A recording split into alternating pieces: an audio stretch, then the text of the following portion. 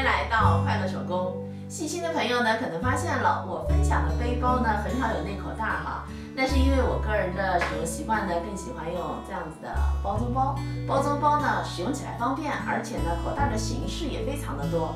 今天我给大家带来的呢就是这样子一款拥有13个口袋的包装包。这边呢有6个小点的口袋，我们呢可以放卡呀、耳机、充电器还有笔。这面呢4个口袋就有相对大点了哈，我们可以放口罩、湿巾纸，中间的口袋是最大的，可以放笔记本、化妆品什么的。两边是带拉链的口袋，放些贵重的东西呢也不容易掉。今天包装包的尺寸比较大，搁进一个水杯呢也没有问题。接下来呢我就把它的简单做法分享给你。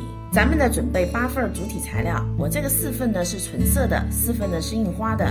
铺棉呢烫在了2份纯色的面料上边。铺棉的尺寸呢是长度21厘米，宽度是4厘米，底部呢打圆，放1厘米的缝缝。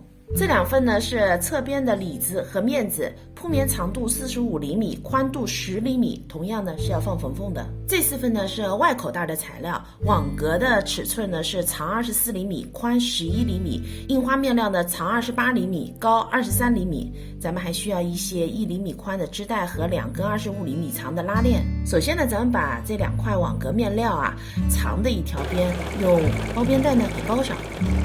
网格材料包边车好以后呢，咱们拿出做外口袋的印花材料，我们把它对折哈。这份呢是烫有铺棉的主体材料，把它呢搁在这儿，这条边离这儿2厘米，然后搁上网格材料，底边咱把对齐，然后车上这3条边，车好后呢底角打圆。那这份呢也是一样的做法。现在2份材料呢都车好了，底角也打圆了。这份的中心线上呢我车了1条线，那就有了4个口袋。这份呢我车了2条线，分成了6个小口袋。接下来呢在这边上面呢我们车一根拉链哈，拉链的正面呢和它的正面相对，然后呢盖上一片主体材料。这份呢也是一样的，然后这样各车1条线。车好后呢翻到了正面，在这儿呢又车了1条2毫米的窄边。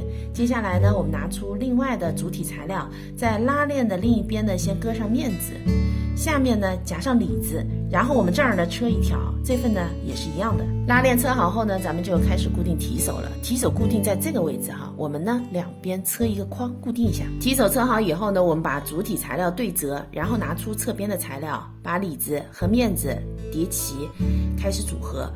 我们中心点的对齐，从中心点呢向两边车，这边呢和这份车在一起，最后呢用包边带啊把毛边给包上，很快包就组合好了哈。